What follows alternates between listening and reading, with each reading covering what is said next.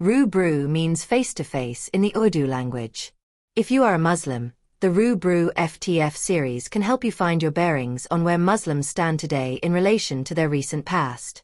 All viewers may find many of the misconceptions floating around, corrected by the information the RuBru-ftf series supplies.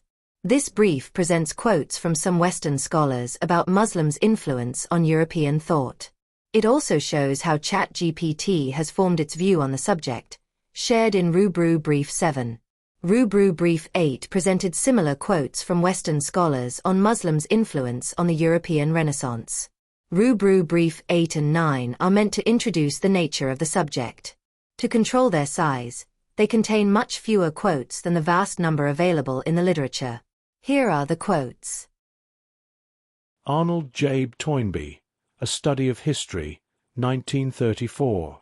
The West has been the ungrateful recipient of a vast wealth of knowledge from the Islamic world, whose scholars preserved and expanded the intellectual achievements of antiquity.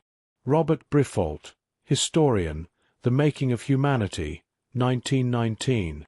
Arab astronomy did not forestall Copernicus or Newton, though without it there would have been no Copernicus and no Newton.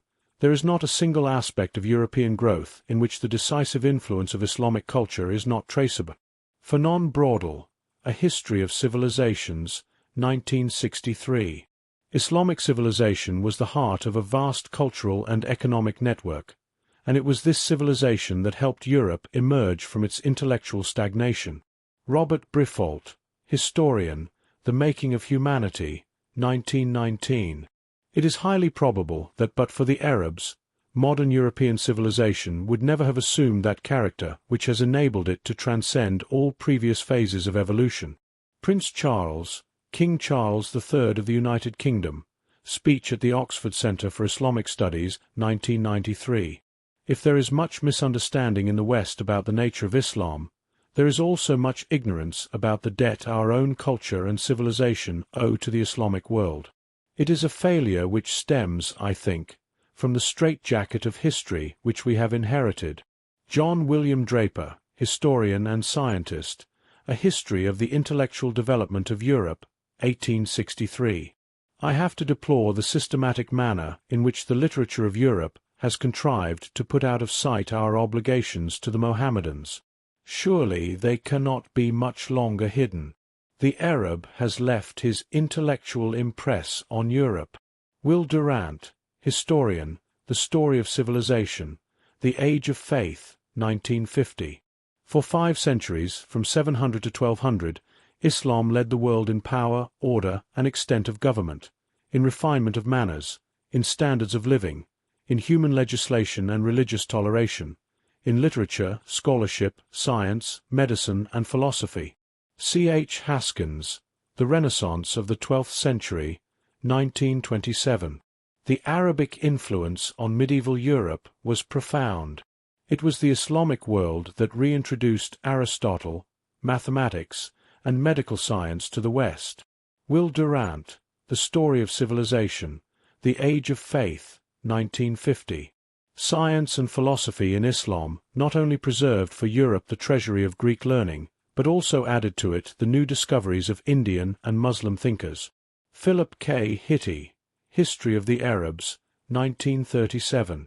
The Arab role in medieval civilization was not merely one of transmission, but also of innovation, laying the foundations for European advancement in science and philosophy.